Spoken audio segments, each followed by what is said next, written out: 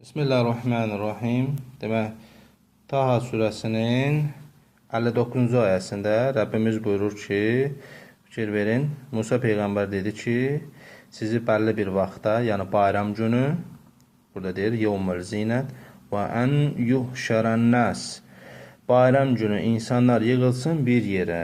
Səbəb nədir?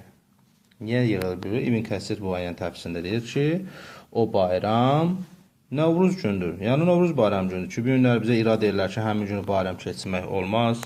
Həmin gün bayram bidətdir.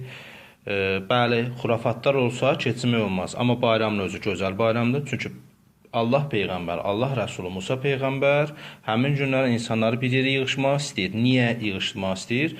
Çünki Fironun dəstəsində olan sehirbazların sehrini batil edir Allahın izninlə. Bu günlər o bizim üçün bir örnəkdir. Nədir ki, Əhl-i Sünnə özü müəyyən gündə Musa Peyğəmbərin əlamətlərini oruç tutmaqla bərabər nəsə deyirlər ki, o eləyibsə biz də eləyək. Bəs bu günləri özlərinə iraddır ki, bəs niyə Novruz bayramı günü yığıbdır hamını bir yerə və həmin gündə Allah qələbə çalıbdır Musa Peyğəmbərin vasitəsilə niyə bayramı bəs belə iradə edirsiniz? Əvvəla biz deyirik ki, Novruz bayramı var və Peyğəmbər özü yığıbdır həmin gündə və qələbə çalıbdır ki, həmin gün Allah deyir zinətdir, fikir verin.